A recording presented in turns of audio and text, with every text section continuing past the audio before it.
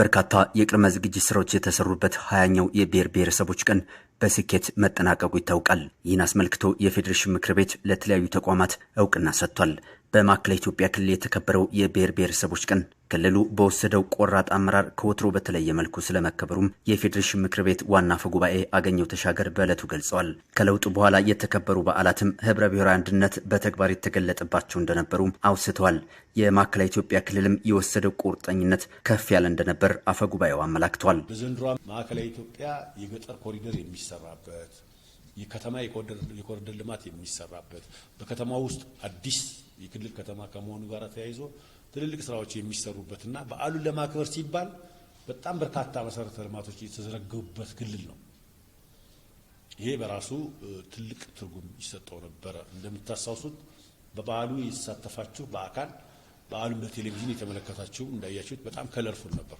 ክልሉ የለውጡ ፍሬ ማሳያ እንደነበር ያነሱት አቶ አገኘሁ የዘንድሮ በዓል ትልልቅ ሀገራዊ ፕሮጀክቶች እውን የሆኑበት ዓመት መከበሩም ልዩ ያደርገዋል ሲሉም አክለዋል። ህዳሴ ግድቡን ጨምሮ ፈጥሮ ጋብዝ ፕሮጀክት የጀመርንበት፣ ምርትና ምርታማነትን ለመጨመር ከፍተኛ ስራ የሰራንበት፣ በምስራቅ ኢትዮጵያ የኢትዮጵያ ህዝቦች ሲመኙትና ሲያልሙት የነበረው በተለይ ደግሞ ከነዳጅ ከኃይል ምንጭ ጋር ተያይዞ የተጀመሩ የልማት ስራዎች መሬት በተጨባጭ እውን ሆነው ያየንበት፣ የኢትዮጵያ አርሶ አደሮች የምንጊዜም ጥያቄ የምንጊዜም ሀሳብ የሆነው የማዳበሪያ ፋብሪካ ግንባታ በተጀመረበት ማግስት የሚከበር 20ኛው የኢትዮጵያ ብሔር ብሔረሰቦች በዓል በመሆኑ የተለየ ትርጉም ይሰጣል። በመርሃ ግብሩ የማዕከላዊ ኢትዮጵያ ክልል መንግስት እውቅና ተሰጥቶታል። በዓሉ ያለምንም ችግርና በተለየ ሁኔታ እንዲከበር የክልሉ መንግስት የወሰደው ኃላፊነት ከፍ ያለ እንደነበር የማዕከላዊ ኢትዮጵያ ክልል ርዕሰ መስተዳድር ልዩ አማካሪ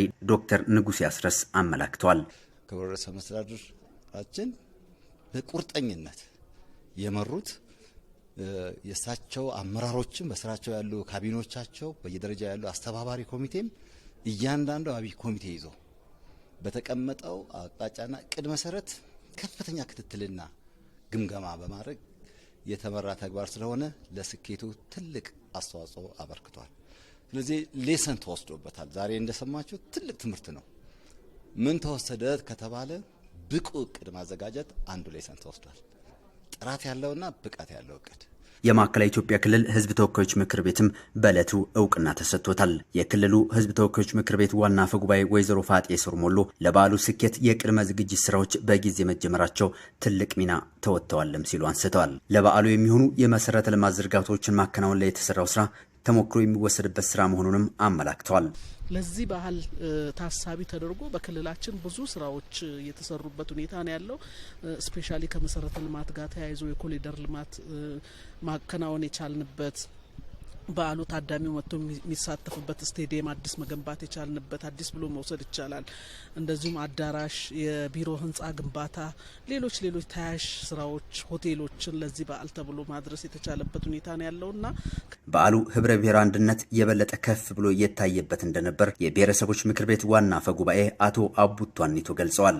ከመቼውም በለጠ በተሻለና የህዝቦችን የእርስ በርስ ትስስር በለጠ በሚያጠናክር የወንድማማችነት በለጠ በሚያጠናክር መልኩ እንዲሁም አገሪቱ ውስጥ የህገ መንግስትና የፌዴራል ስርዓት በመለከት ከፍተኛ የሆነ ያስተምረው ስራዎች የተሰራበትና እንዲሁም ክልሉን ጭምር አገሪቱን ጭምር በተሟላ ሁኔታ ለማስተዋወቅ የሚያስችሉ ስራዎች የተሰሩበት ስለሆነ በሚዲያው ዘርፍ ለበዓሉ በድምቀት መከበር አስተዋጽኦ ያበረከተው የደቡብ ሬዲዮና ቴሌቪዥን ድርጅትም በዕለቱ እውቅና ተሰጥቶታል።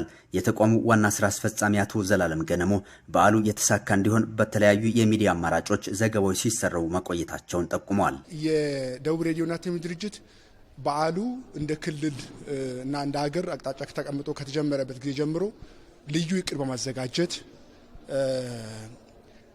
በዓሉ በእያንዳንዱ እንቅስቃሴ ከታቀደበት ጊዜ ጀምሮ የሚዲያ ስራው በምን መንገድ መከናወን አለበት የሚል ግልጽ እቅድና አቅጣጫዎችን በማስቀመጥ ከአብይ ኮሚቴ የሚወርዱ አቅጣጫዎችን ተግባራዊ በማድረግ እንደዚሁ ደግሞ ከመንግስትም ከፓርቲም የሚወርዱ ወቅታዊ የሆኑ መረጃዎችን በመቀበል በተሻለ መንገድ የአየር ስርጭት እንዲሆን አድርጓል ማለት ነው።